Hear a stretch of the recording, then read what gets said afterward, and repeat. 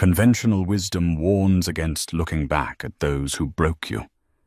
But a wedding invitation changes everything. Audrey Sterling received a gold-embossed card from Caleb, the ex-fiancé, who abandoned her for a trust fund 3 years ago. The couple intended to humiliate her before the town's elite, desiring a spectator for their victory lap. However, they made a fatal error. Audrey was no longer the girl who cried on bathroom floors. She wasn't catching the bouquet. She was coming to foreclose on the venue. Buckle up, because this isn't a love story. It is an autopsy of a wedding.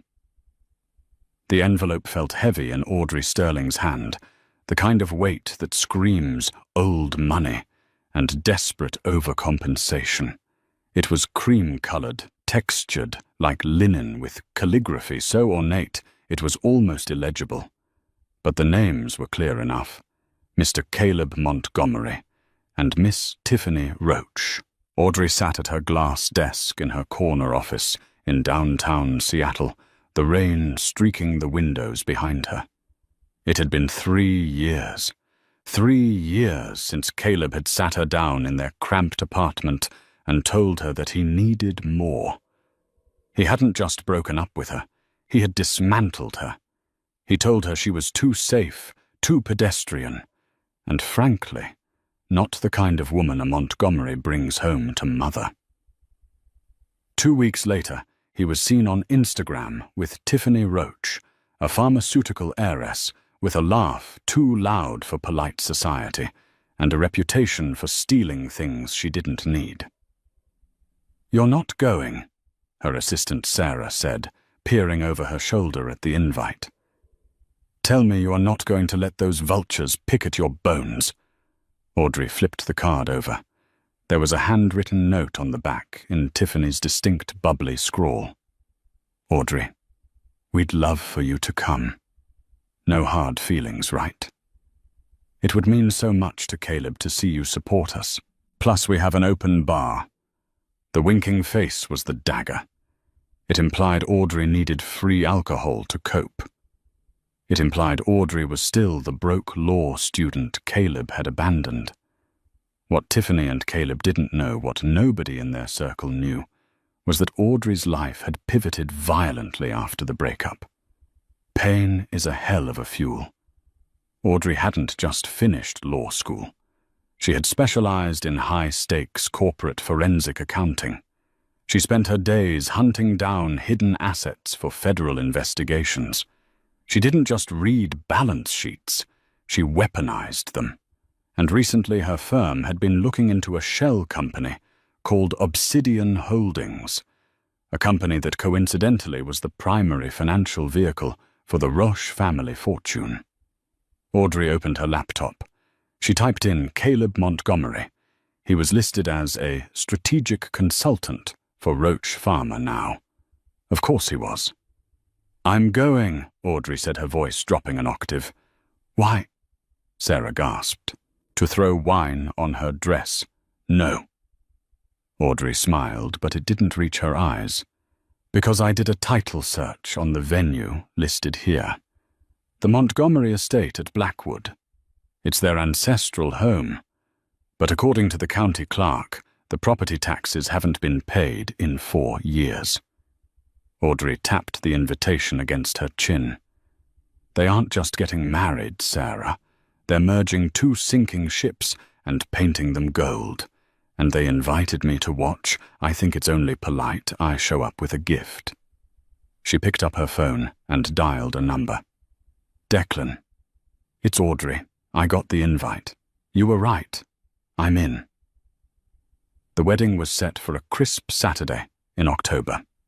The Montgomery estate, Blackwood, was a sprawling Georgian mansion about an hour outside the city. It was the kind of place where the driveway was a mile long and the trees looked like they judged your credit score as you drove past.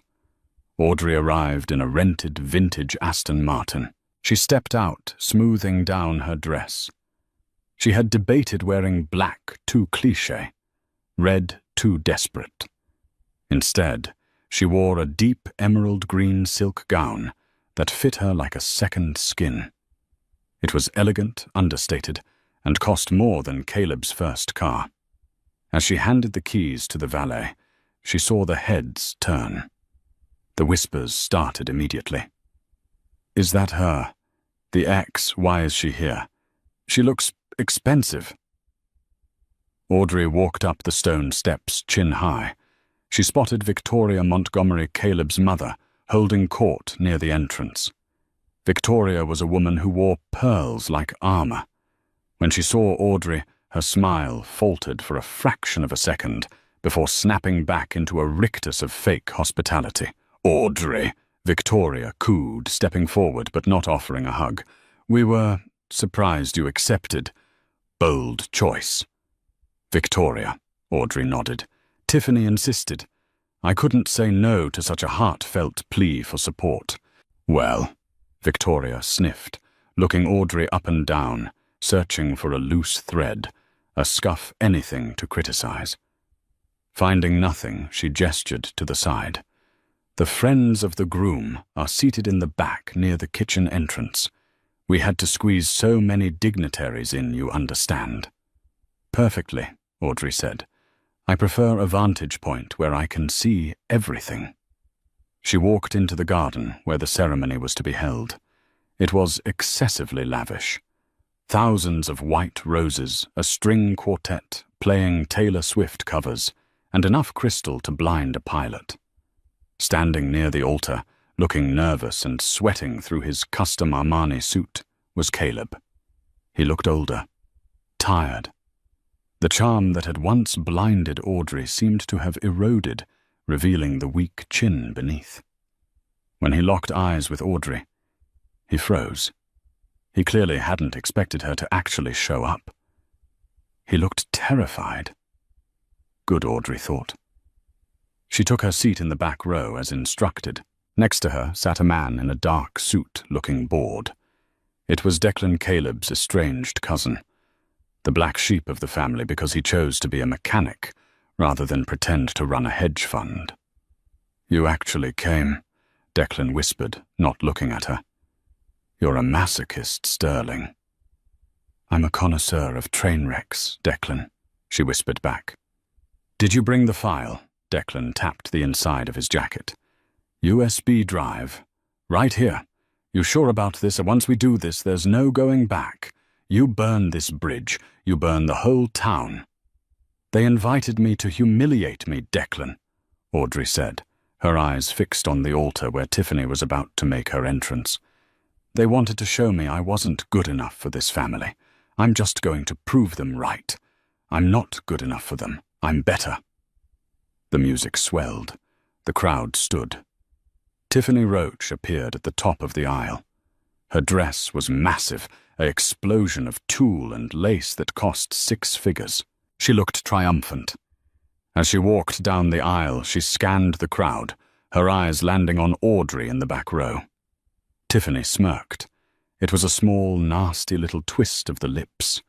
She gave a tiny wave, making sure everyone saw her, acknowledging the sad ex-girlfriend in the back. Audrey simply raised an eyebrow. "Enjoy the walk, Tiffany. It's a long way down." The ceremony was a blur of hollow vows. Caleb promised to honor and provide, which made Audrey snort softly. Tiffany promised to stand by him in wealth and in more wealth. The crowd laughed politely. But the real show was the reception. It was held in the grand ballroom. Audrey was seated at table 19, the table full for miscellaneous guests, right next to the swinging doors of the catering kitchen. Every time a waiter walked out, she got hit with the smell of steamed salmon. She didn't eat. She just watched. Halfway through the dinner, the best man, a fraternity brother of Caleb's named Chad, stood up for the speeches. He was already drunk. "To Caleb," Chad yelled, "the man who finally locked it down. We were worried for a while there, buddy. You went through let's call it a budget phase a few years ago." The room chuckled. Audrey felt the eyes darting toward her. The budget phase. That was her. Then Tiffany stood up. She grabbed the microphone, her face flushed with champagne and malice. "I just want to thank everyone for coming." Tiffany beamed, especially those who traveled from the past. She looked directly at Audrey. The spotlight operator, seemingly in on the joke, swung the beam of light onto table 19. Audrey was suddenly blinded, illuminated for the whole room to gawk at. "Audrey," Tiffany called out, "so brave of you to come, really. I know it must be hard seeing Caleb so happy, but we really wanted you to see that everything happens for a reason. You were the stepping stone, honey, and I'm the destination." A hush fell over the room. It was too mean even for them. But then Victoria Montgomery started clapping. Slowly. Then others joined in. It was a public shaming disguised as a toast. Tiffany signaled to the AV guy. "We actually put together a little slideshow of our journey, and we included everyone who helped us get here." The giant screen behind the head table flickered to life. It showed photos of Caleb and Tiffany on yachts in Paris and Aspen. Then the slide changed. It was a photo from 3 years ago. It was Audrey taken by a paparazzi or a friend the day Caleb moved out. She was wearing sweatpants, no makeup, crying, holding a box of books on the street curb. She looked broken. The caption under the photo read, "Before he upgraded." The room gasped. Some laughed. Caleb looked down at his plate, ashamed but too cowardly to stop it. Audrey felt the heat rise in her cheeks. This was it. This was the moment they had planned. They wanted to break her spirit publicly. They wanted her to run out of the room, crying so they could have a story to tell at brunch for the next 10 years. She ran away. She couldn't handle it. Poor little thing. Audrey took a deep breath. She didn't run. She didn't cry. She stood up. She picked up her champagne flute and walked out of the spotlight, moving toward the stage. The clicking of her heels on the marble floor echoed in the silent room. "Where is she going?" Tiffany whispered into the mic, confused. Audrey walked right up to the AV booth on the side of the stage. She looked at the technician, a young kid who looked terrified. "Plug this in," Audrey said, sliding the USB drive Declan had given her onto his console. I can't," the kid stammered. Audrey leaned in. "Kid, look at me. In about 5 minutes, the FBI is going to walk through those doors. Do you want to be the guy who helped them hide evidence, or the guy who helped expose it?" The kid's eyes went wide. He took the drive. Audrey walked up the stairs to the head table. She didn't grab the mic from Tiffany. She just stood at the podium next to the bride. "Thank you, Tiffany," Audrey said, her voice projecting clearly, even without the mic trained from years of courtroom testimony. "That was educational. You're right. I was a stepping stone." She turned to face the room. The projector screen behind her went black for a second. "But you seem to be confused about where the path leads," Audrey continued. "You think you married a fortune Tiffany, and Caleb, you think you married a safety net." The screen flickered back to life. But the photo of Audrey crying was gone. In its place was a bank statement. A very specific bank statement from the Cayman Islands, with the header, Obsidian Holdings. Victoria Montgomery stood up her chair, scraping loudly. "Cut the feed, them all. Cut it now." "Sit down, Victoria." Audrey's voice cracked like a whip. For the first time, she used the microphone. "We are just getting to the toasts." The document on the screen zoomed in. It showed a series of transfers. "For those who can't read the fine print," Audrey said calmly, This is a record of the Montgomery family legally selling this estate Blackwood to Obsidian Holdings 6 months ago. Caleb, you don't own this house. Your mother sold it to cover her gambling debts. Caleb's head snapped toward his mother. What? And Tiffany? Audrey turned to the bride, whose face had gone pale white. Obsidian Holdings is owned by your father, but here is the twist. Audrey clicked a clicker she had swiped from the AV desk. The slide changed. It was a foreclosure notice. Your father's company Obsidian is bankrupt. He leveraged this house and your pharmaceutical stocks to pay off blackmailers regarding a certain FDA violation. The bank seized all assets as of 5:00 p.m. yesterday. Audrey looked out at the sea of stunned faces. So technically, Audrey smiled, looking at the lavish decorations, we are all trespassing on government property, and this wedding, it was paid for with a credit card that was declined this morning. The caterers just told me they're packing up unless they get cash. The silence in the room was heavy, suffocating. Then the sound of sirens began to wail in the distance, getting louder by the second. Oh, Audrey said, checking her watch. And that would be the authorities. Happy wedding day.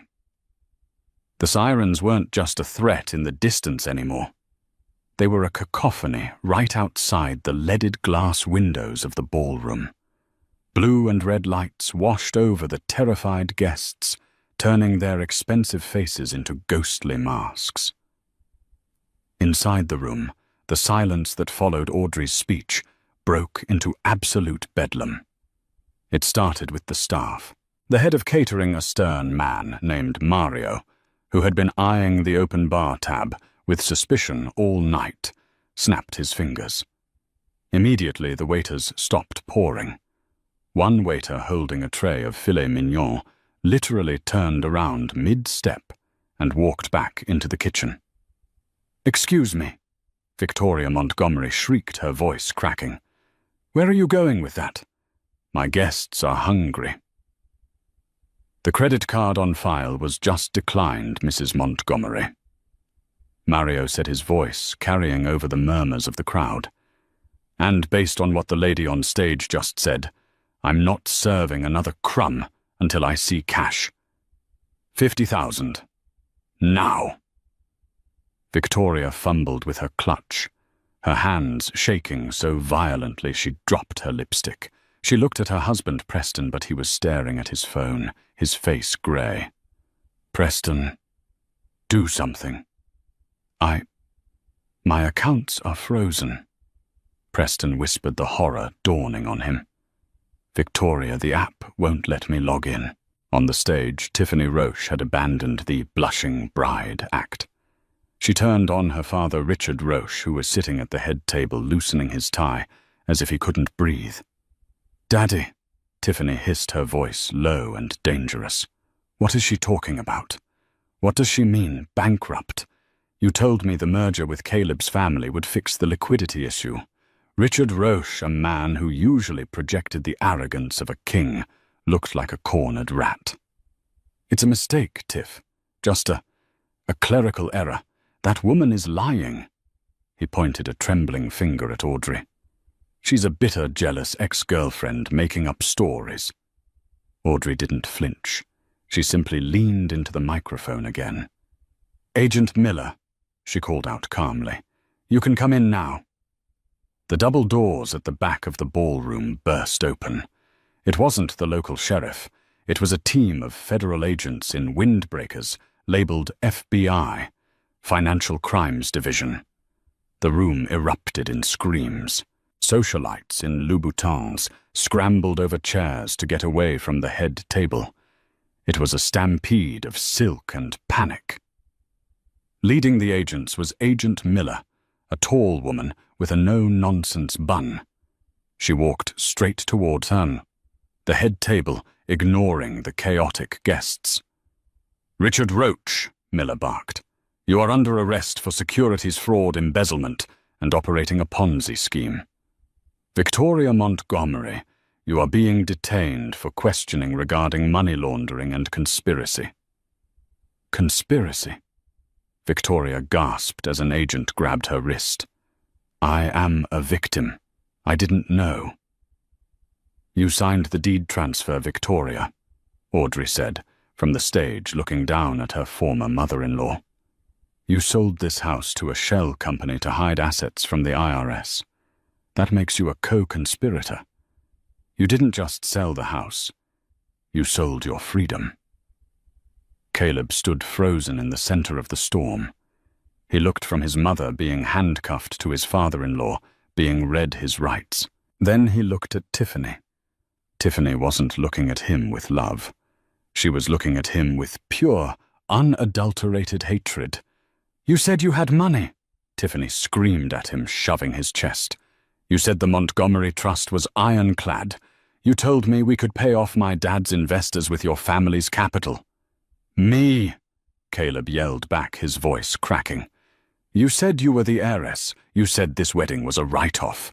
I only married you because your dad promised me a seat on the board. The crowd, those who hadn't fled, watched in morbid fascination. The truth was spilling out like blood from a wound. It wasn't a love match. It never was.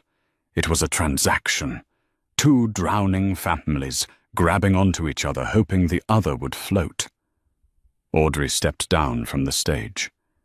She walked through the chaos, the sea of panic parting for her. She moved with the calm of someone who had already read the end of the book. She walked up to the table where Declan was sitting. He was the only person sitting. He was calmly sipping the last of his champagne, watching his aunt being stuffed into a police car through the window. Did you know it was this bad?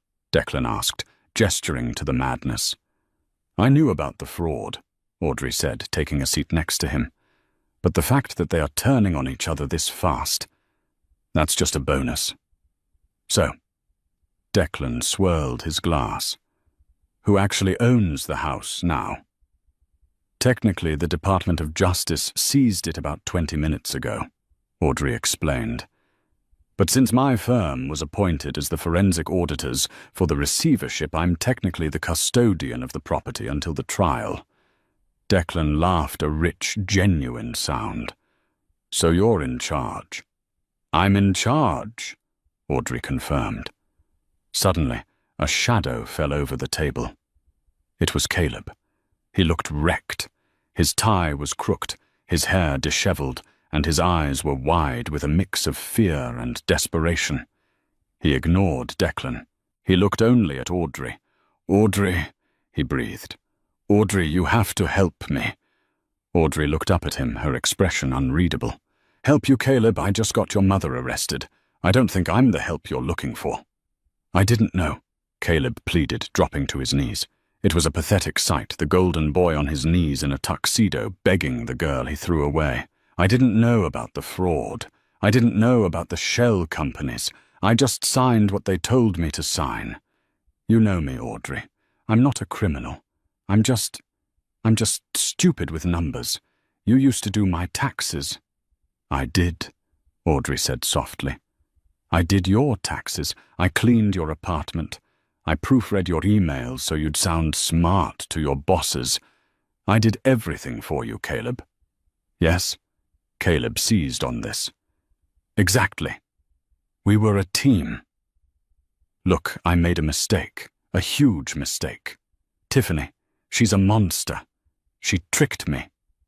But we can fix this. You're the auditor, right? You can tell them I was a victim. You can get me out of this. He reached out to touch her hand.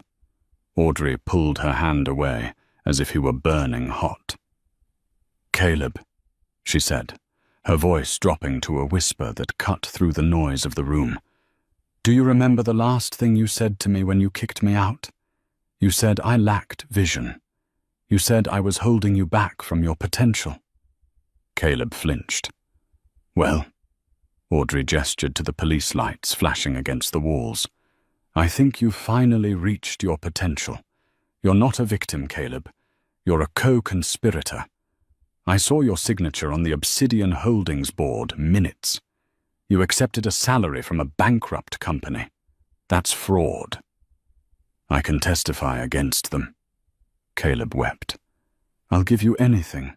I don't need you to give me anything, Audrey said, standing up and smoothing her emerald dress. I already have everything. I have the files. I have the emails. And I have the satisfaction of watching you realize that the budget girl is the only reason you aren't in handcuffs yet. Yet, Caleb went pale. Agent Miller is giving you a grace period to turn yourself in voluntarily tomorrow morning, Audrey said coldly. Because I asked her to. Consider it my wedding gift. You get one last night in your own bed. Alone. The sun rose over Seattle the next morning, indifferent to the destruction of the Montgomery and Roach dynasties. But the internet was not indifferent. By 8:00 a.m., the video of Audrey's speech filmed by a dozen stunned guests was viral. The wedding audit was trending worldwide. People were dissecting every frame: Tiffany's horror, Victoria's arrogance, and Audrey's calm, lethal precision. Audrey sat in her apartment drinking black coffee. Her phone had been buzzing non-stop for hours. Reporters, old friends, random strangers congratulating her. She ignored them all. She was waiting for one specific call. At 9:15 a.m., her phone rang. It was the receptionist at her firm. Miss Sterling, there's a Mrs. Caleb Montgomery here to see you. She says it's urgent. Audrey smiled. Send her in. 20 minutes later, Tiffany Roach. Technically. Tiffany Montgomery, now as they had signed the license before the ceremony, to secure the assets that didn't exist, stormed into Audrey's office. Tiffany looked nothing like the polished princess of the day before. She was wearing oversized sunglasses, a hoodie, and jeans. Her hair was pulled back in a messy bun. She looked like a fugitive. She slammed her hands on Audrey's desk. You ruined my life, Tiffany spat. Good morning to you too, Tiffany, Audrey said, not looking up from her laptop. Please take a seat, or don't. The chairs are expensive. You planned this, Tiffany hissed, pacing the room. You waited until the wedding. You could have reported this weeks ago. Why wait until the ceremony? Audrey finally looked up. Her eyes were hard. Because you sent the invitation, Tiffany. You wanted an audience, you got one. You wanted to rub my nose in your success. I just wanted to make sure the picture was accurate. My father had a heart attack in custody last night, Tiffany said, her voice shaking. He's in the hospital. Mom is sedated. And Caleb, that coward, is at his lawyer's office trying to annul the marriage. He won't be able to, Audrey said matter-of-factly. I checked the statutes. In this state, fraud is grounds for annulment only if the other party wasn't complicit. But you were both defrauding each other. It's actually quite poetic. You're stuck with him and his debts. Tiffany ripped off her sunglasses. Her eyes were red and puffy. What do you want, Audrey? You won. Is that it? You want me to beg? I don't want anything from you, Audrey said. You have nothing I want. You're broke, Tiffany. Actually, you're worse than broke. You're negative. The assets seized won't cover the liabilities. You're going to be working retail for the rest of your life, just to pay the interest on the legal fees. Tiffany slumped into the chair, the fight draining out of her. Why do you hate me so much? I just fell in love with him. Audrey laughed, a dry, sharp sound. Don't insult my intelligence. You didn't love him. You poached him. You saw a guy with a last name that sounded like money, and you took him because you thought it would save your daddy's company. And he went with you because he's weak and greedy. Audrey stood up and walked to the window, looking out at the rainy city. I don't hate you, Tiffany. I pity you. You spent your whole life thinking you were better than everyone because of a bank account you didn't earn. Yesterday was just gravity taking effect. Tiffany stared at the floor. Caleb told me you were boring. I am boring, Audrey agreed. I like rules. I like clear spreadsheets. I like paying taxes. And you know what boring gets you, Tiffany? It gets you freedom. I can walk out of this office today and go anywhere I want. You can't leave the state. There was a knock on the door. It was security. Ms. Roach, the guard said, we need you to leave. You're not a client. Tiffany stood up slowly. She looked small. Caleb is going to prison, isn't he? Likely, Audrey said. For a few years. White-collar crime, minimum security. He'll be fine. He's good at following orders. And me? Tiffany asked. You weren't on the board, Audrey said. You might avoid jail time if you cooperate, but you'll lose everything else. The penthouse, the cars, the jewelry, the ring. Tiffany looked down at the massive diamond on her finger. Actually, Audrey said, that ring is listed as an asset of Obsidian Holdings. You need to leave it here. It's evidence. Tiffany gasped, clutching her hand to her chest. No, it's mine. It was bought with stolen funds, Tiffany, Audrey said, holding out her hand. Give it to me, or I call Agent Miller and tell her you're concealing assets. That's a felony. Do you want to join your dad in the ward? Tiffany trembled. Tears streamed down her face. Slowly, painfully, she slid the massive ring off her finger. She slammed it into Audrey's palm. I hope you rot, Tiffany whispered. Get in line. Audrey closed her fist around the cold diamond. After Tiffany left, Audrey sat back down. She opened her hand and looked at the ring. It was gaudy, excessive, and fake. Not the diamond was real, but the sentiment behind it was fake. She dropped the ring into an evidence bag, sealed it, and labeled it Exhibit A. She thought it was over. She thought the slate was clean. But her phone rang again. This time the caller ID made her pause. It was Declan Montgomery. Audrey. His voice was serious. You need to come back to the estate. Now. Why? Audrey asked. The police have secured it. Not this part, Declan said. I'm in the grandfather's study. We found a safe. The police can't crack it, but Caleb said you know the combination. Why would I know the combination to the grandfather's safe? Because Caleb used your birthday as the code, Declan said. And Audrey, you need to see what's inside. It's not money. It's journals, and they don't just implicate the Roaches. They implicate everyone. Audrey felt a chill run down her spine. Who is everyone? The mayor, the governor, and your boss. Audrey hung up the phone. The wedding was just the beginning. The real war was just starting. The drive back to the Montgomery estate felt like driving into a funeral that hadn't ended yet. The rain had picked up, lashing against the windshield of Audrey's Aston Martin. When she arrived, the flashing blue lights were gone, replaced by the stark yellow glow of security floodlights. The party was over. The autopsy of the estate had begun. Declan met her at the side entrance near the servants' quarters. He looked grim. He had shed his suit jacket and rolled up his sleeves, revealing tattoos that hinted at a life far removed from this country club world.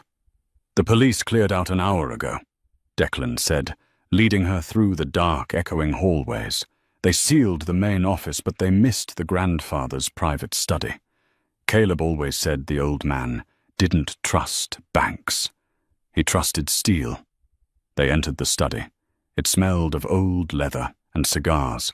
Behind a heavy velvet painting of a fox hunt, a wall safe sat exposed. I tried 1234. I tried Caleb's birthday. I tried the date the house was built, Declan said. Then I remembered Caleb saying once when he was drunk that the only pure thing in his life was you. He used your birthday for an everything. His PIN, his phone code, and apparently he reset the grandfather's safe to it when he took over the estate. Audrey stepped forward. She hesitated. It felt invasive stepping back into the mind of a man who had discarded her.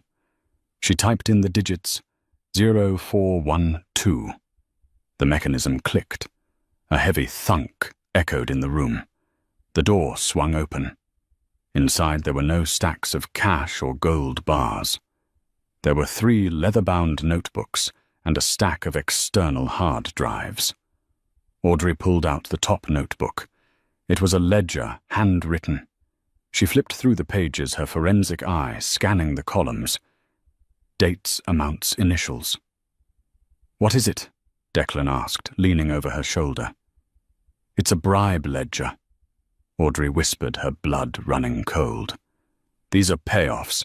Zoning permits, FDA fast-tracking, judge tampering." She turned the page to an entry dated 3 years ago, right around the time Caleb dumped her. Entry payment to AG. Consultation fee, $500,000. Audrey froze. AG. She flipped back.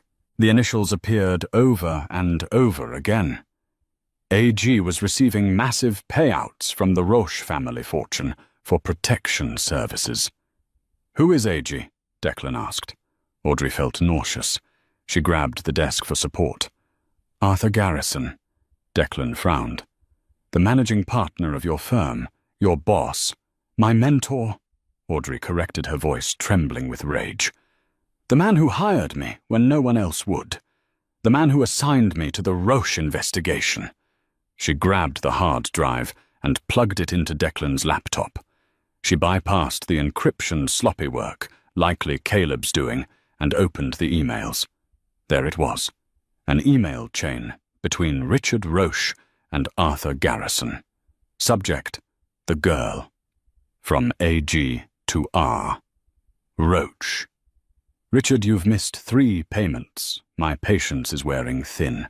If the funds aren't wired by Friday, I'm putting my best bloodhound on the scent. Her name is Audrey Sterling. She's Caleb's ex. She's motivated. She's brilliant. And she has no idea she's working for me. I will unleash her on you, and she will burn your little empire to the ground, so I can buy the scraps. Pay up, or I let her off the leash." Audrey stared at the screen, the white light illuminating her pale face. She hadn't been a hero. She hadn't been an avenging angel. She was a weapon. Arthur Garrison had known about her history with Caleb. He had manipulated her pain, weaponized her heartbreak, and pointed her at the Roaches, not to serve justice but to punish them for missing their extortion payments. "He played me," Audrey whispered. "He knew I'd destroy them. He counted on it." "So," Declan said, his voice low, "the wedding crash wasn't just your revenge. It was his collection call. He's going to buy Obsidian Holdings for pennies on the dollar once the dust settles," Audrey realized. "He used the FBI to clear the board so he could take over the assets. He's not just a lawyer. He's the crime boss." Suddenly, Audrey's phone rang. The screen displayed a picture of a smiling, silver-haired man. Caller ID Arthur Garrison. Audrey stared at the phone. It felt like a bomb. "Answer it," Declan said. "Put it on speaker." Audrey slid her thumb across the screen. "Arthur." "Audrey." Arthur's voice was booming, jovial. "I just saw the news footage. My God, you were magnificent. I'm coming to foreclose on the venue. Iconic. The partners are already talking about a promotion. Junior partner, Audrey. Corner office with a view of the Sound." "Thank you, Arthur," Audrey said, her voice flat. "It was A long time coming. Listen. Arthur's tone shifted, becoming casual, too casual. I heard a rumor that the feds missed a safe at the estate. Caleb's lawyer mentioned it. You're the custodian of the property right now. Did you find any sensitive client privilege documents that we should secure before the DOJ gets their messy hands on them? He knew about the ledger. I'm at the estate now. Audrey lied effortlessly. I haven't found a safe yet, but I'm looking. There was a pause, a silence that lasted 3 seconds too long. Good, Arthur said, his voice dropping a few degrees. Keep looking. And, Audrey, if you do find anything, bring it straight to me. Don't call the FBI agent. You know how they twist things. We need to protect the firm's integrity. Of course, Arthur. You're my priority. That's my girl. See you in the morning. The line went dead. Audrey looked at Declan. He knows I have it. He's sending someone. How do you know? Because he called me Audrey. He never uses my first name unless he's threatening me or firing someone. He usually calls me Sterling. Audrey ejected the hard drive and grabbed the journals. We have to go, she said. If we stay here, we're dead. But we can't go to the police. Arthur has judges on his payroll. If I hand this evidence over to the wrong person, it disappears, and I have a car accident. So what do we do? Declan asked, grabbing his car keys. Run. Audrey paused at the door of the study. She looked at the wreckage of the life Caleb had chosen. She looked at the empty space where the wedding cake had been. No, Audrey said, a dangerous smile forming on her lips. I'm done running. I'm done being the victim. I'm done being the employee. She looked at Declan. Do you know how to fix a PA system? I'm a mechanic. Declan shrugged. I can fix anything with wires. Good, Audrey said. Because tomorrow morning, Arthur Garrison is holding a press conference to celebrate the firm's victory against corruption. I think it's time we made a contribution to the agenda. The morning of the press conference dawned with a deceptive calm. The sky over Seattle was a sheet of relentless gray, the kind that swallows the tops of skyscrapers and muffles the sounds of the city. But inside the headquarters of Garrison and Finch, the atmosphere was electric. The firm's offices occupied the 40th through 45th floors of the Columbia Center, a fortress of glass and steel that looked down on the rest of the world. Today, the main conference room on the 42nd floor had been transformed into a stage for Arthur Garrison's victory lap. Rows of folding chairs were filled with reporters from every major network, their cameras mounted on tripods like a forest of unblinking eyes. The air smelled of stale coffee and expensive cologne. Junior associates scurried around the perimeter checking microphones and handing out glossy press kits that touted the firm's unwavering commitment to ethical justice. Arthur Garrison stood at the podium basking in the pre-show glow. He looked every inch the benevolent crusader. He wore a bespoke navy suit that draped perfectly over his shoulders, an American flag pin on his lapel, and a smile that had disarmed juries and destroyed opponents for 30 years. He was the picture of integrity, a carefully constructed mirage that Audrey intended to shatter. Audrey Sterling stood at the very back of the room, hidden in the shadows near the catering cart.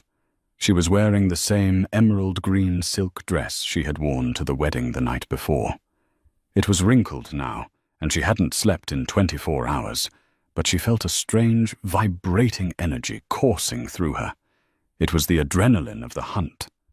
She watched Arthur rehearse his opening remarks, his voice booming and confident. He was a man who believed his own lies. He believed he was untouchable. He believed Audrey was his creature, a tool he had sharpened and pointed at his enemies. He was about to learn that tools can be dangerous when mishandled. "Audrey." She turned to see Sarah, her assistant, standing beside her. Sarah looked terrified. She was clutching her phone like a lifeline. "Are you sure about this?" Sarah whispered. Her eyes darting toward the security guards stationed at the doors. "Arthur has friends everywhere. The police, the judges. If this goes wrong, you won't just lose your job. You'll disappear." "I know," Audrey said, her voice steady. "That's why we can't miss." "Declan is in position," Sarah said, her voice barely audible. "He's in the parking garage, 3 floors down. He's tapped into the building's AV network. He says the encryption was a joke. He's waiting for your signal." Audrey nodded. "Go home, Sarah. You don't need to be seen with me when this happens." "I'm staying," Sarah said, straightening her spine. "I hate this place. I want to watch it burn." At the front of the room, the lights dimmed slightly. A hush fell over the crowd. Arthur Garrison cleared his throat and leaned into the microphone. "Ladies and gentlemen, thank you for coming on such short notice." Arthur began, his voice rich and commanding. "We at Garrison and Finch believe in accountability. It is the cornerstone of our democracy. When we discovered the financial irregularities in the Roche family, finance is a family we trusted, a family we represented, we didn't hesitate. We didn't bury the truth. We investigated it." He paused for effect, looking out at the reporters with a grave expression. "We put our best investigator on the case because justice is not just a word to us. It is a promise. We followed the money no matter where it led, even when it led to uncomfortable truths." Audrey felt a surge of nausea. The hypocrisy was suffocating. He was taking credit for the destruction he had orchestrated, painting himself as the hero who slayed the dragon, when in reality he was the one who had been feeding it. "And here she is." Arthur's voice suddenly shifted, becoming jovial. He scanned the room until his eyes landed on Audrey in the back. The woman of the hour, the brilliant mind behind the discovery, Audrey Sterling. "Come up here, Audrey. Take a bow." The spotlight swung around, blinding her. The reporters turned in their seats, craning their necks to see the woman who had brought down the Roche dynasty. Arthur was playing his final card. He wanted to parade her. He wanted to hug her in front of the cameras, to bond her to him publicly. If she walked up there and accepted his praise, she became complicit. She became part of the Garrison and Finch brand. It was a masterstroke of manipulation. Audrey didn't hesitate. She began to walk up the center aisle. Her heels clicked rhythmically on the polished floor. The sound echoed in the silent room. She kept her face neutral, a mask of professional detachment. As she approached the stage, she saw the triumph in Arthur's eyes. He thought he had won. He thought she was coming to kiss the ring. She stepped onto the stage. The heat from the stage lights was intense. Arthur extended his hand for a handshake, beaming at the cameras. Audrey looked at his hand. Then she looked at the microphone. She stepped past him, ignoring his hand entirely. A ripple of confusion went through the room. Arthur's smile faltered for a fraction of a second, but he recovered quickly, chuckling as if it were a quirky misunderstanding. Audrey gripped the podium. She looked out at the sea of faces, the journalists, the partners, the hungry eyes of the public. "Thank you, Arthur," she said. Her voice was calm, amplified clearly through the room. "It's true. I believe in accountability. I believe that numbers don't lie. People lie. Ledgers, they always tell the truth." She reached into her clutch and pulled out a small black remote control. It was a simple device usually used for PowerPoint presentations. "Audrey," Arthur whispered, stepping closer, his voice laced with warning. What are you doing? Stick to the script. There is no script, Arthur, Audrey said, loud enough for the microphone to catch. There is only the audit. She pressed the button. 3 floors down, inside a nondescript utility van, Declan Montgomery hit the Enter key on his laptop. The massive LED screens behind Arthur's screens that usually displayed stock market tickers and the firm's logo flickered violently. The blue Garrison and Finch logo dissolved into static. Then a document appeared. It was magnified to 10 times its original size. It was a scanned page from a handwritten ledger. The handwriting was jagged, old-fashioned. The columns were clear. Date, October 12th, 2023. Transaction consultation fee. Recipient AG. Amount $500,000. A murmur ran through the crowd. Cameras zoomed in on the screen. Arthur turned around. When he saw the document, the blood drained from his face so fast, he looked like he might faint. Technical difficulties, Arthur shouted, waving his arms at the AV booth. Cut the feed. Turn it off now. It's not a glitch, Arthur, Audrey said, her voice cutting through his panic. It's the truth. She pressed the button again. The screen changed. This time, it wasn't a document. It was a video file. The quality was grainy, taken from a security camera with a timestamp from 3 years ago. The setting was unmistakable, the library of the Montgomery estate. The fox hunt painting was visible in the background. On the screen, 2 men stood in the center of the room. One was Richard Roche. The other was Arthur Garrison. The audio crackled to life, filling the silent conference room. I can make the FDA problem go away, Richard. Arthur's voice on the recording was smooth, predatory. But it will cost you. My firm needs a retainer. $5 million. And another $1 million every year for maintenance.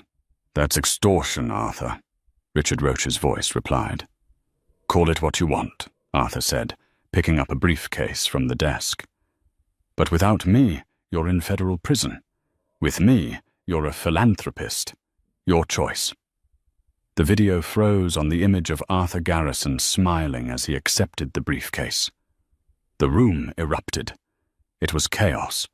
Reporters were shouting questions, flashbulbs were exploding like strobe lights, and the junior associates were looking at their phones in horror as the live stream comments rolled in.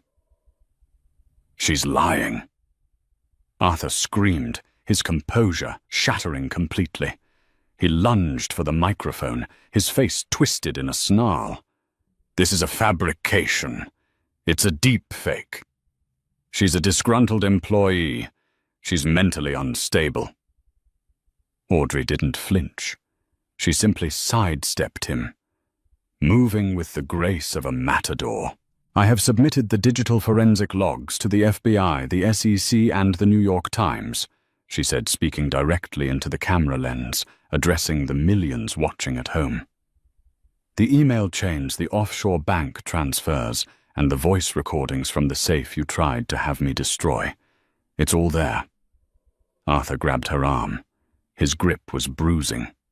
You ungrateful little witch, he hissed, spittle flying from his lips. I made you. You were nothing. A crying little girl in a cheap suit who couldn't keep a man. I gave you a career. I gave you teeth. Audrey looked down at his hand on her arm. Then she looked up into his eyes. Her expression was cold, hard, and absolutely terrifying. You did, she whispered. You gave me teeth. And then you forgot that I know how to bite. She yanked her arm free. At that moment, the double doors at the back of the room burst open with a resounding crash. Agent Miller walked in. But this time, she wasn't just accompanied by her team. She was flanked by U.S. Marshals in tactical gear.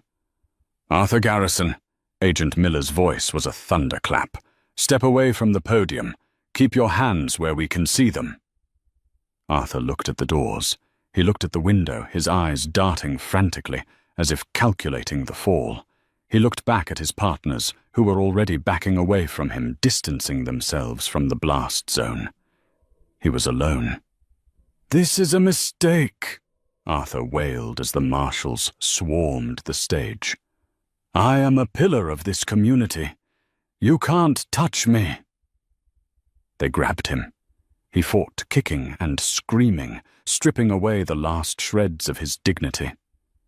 As they cuffed his hands behind his back, he looked at Audrey one last time. His eyes were filled with a mixture of hatred and shock. He still couldn't believe it. He couldn't believe the girl he had underestimated had been the one to execute him. Audrey watched him being dragged away. She didn't smile. She didn't gloat. She just watched, bearing witness to the collapse of the house of cards.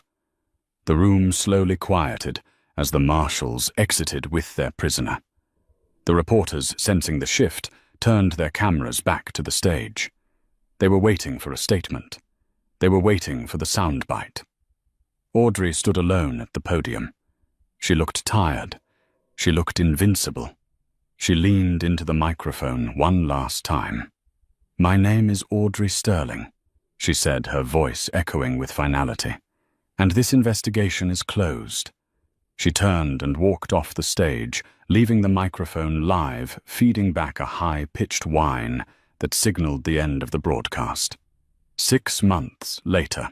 The rain in Seattle never really stopped, but today it felt cleansing. Audrey sat in her new office in Pioneer Square. It was a far cry from the glass tower. It was a converted loft in a historic brick building. The floors were scuffed hardwood. The windows were drafty, and the sign on the frosted glass door was simple. Sterling Forensics. It wasn't prestigious. It wasn't intimidating. It was real. Sarah walked in, carrying 2 mugs of coffee. "You have a visitor," she said, a small smile playing on her lips. "He says he doesn't have an appointment, but he claims to know the owner." Audrey looked up from the file she was reviewing, a pro bono case regarding a corrupt landlord. "Send him in." Declan Montgomery walked through the door. He looked different. The weight of the Montgomery name seemed to have lifted off his shoulders. He was wearing a suit, but it wasn't the stuffy corporate armor he used to wear. It was sharp, modern, and worn with an easy confidence. "So," Declan said, looking around the office. "Nice place. No marble, no gold leaf. I like it." "I prefer transparency," Audrey said, leaning back in her chair. "What brings you to the city?" Declan. "How's the estate?" "The estate is gone," Declan said, sitting on the edge of her desk, just like he used to sit on the workbench in his garage. "The government auctioned it off last week to pay the creditors. Some tech billionaire bought it. I hear he's turning it into a silent meditation retreat." "Fitting." Audrey laughed softly. "That house has seen enough noise." "And Caleb?" Declan asked. The name hung in the air, heavy with history. "I heard he took a plea deal," Audrey said, her voice devoid of bitterness. 2 years in minimum security. He's working in the prison library. He writes me letters sometimes, asking for forgiveness, asking for money. "Do you answer?" "I don't open them," Audrey said. She picked up a letter opener and tapped it against the desk. "I have a shredder for a reason." "And Tiffany." "Working at a diner in Ohio," Audrey said. "Her name is Tiffany Smith now. She's trying to lay low. I imagine she's learning the value of $1 the hard way." "And you?" Declan asked. His voice dropped, becoming serious. He looked at her with an intensity that made her heart skip a beat. "Are you happy, Audrey? After everything?" Audrey stood up and walked to the window. She looked out at the street below. People were rushing to work, carrying umbrellas, living their lives. 6 months ago, She had been one of them, scared, driven by revenge, defined by what she had lost. Now she looked at her reflection in the glass. She saw a woman who had walked through fire and come out forged in steel. "I'm not happy, Declan," she said, turning back to him. "Happy is cheap. Happy is a wedding with an open bar and fake smiles." She smiled, then a genuine, warm expression that reached her eyes. "I'm powerful, and I'm free, and for the first time in my life, I'm writing my own ledger." Declan stood up and walked over to her. He extended his hand. "Well, Miss Sterling, I have a new business venture. I'm opening a custom restoration shop for classic cars, high-end, honest work. But I need a forensic accountant to make sure my partners don't rob me. Are you hiring?" Audrey looked at his hand. It was a calloused hand, a working hand, a hand she could trust. She took it. "For you, Declan," she said. "I might make an exception." In the end, Audrey didn't just survive the humiliation. She monetized it. She taught us that when life or a toxic ex tries to bury you, you have to realize you're a seed, not a corpse. Caleb and Tiffany wanted a spectacle, but they forgot the most important rule of high society. Never invite the person who knows where the bodies are buried, especially if she's the one holding the shovel. If you enjoyed this story of absolute revenge and corporate justice hit, that like button, it helps the channel more than you know. And don't forget to subscribe and ring the bell so you don't miss next week's story. Share this with an ex who needs a reality check. See you next time.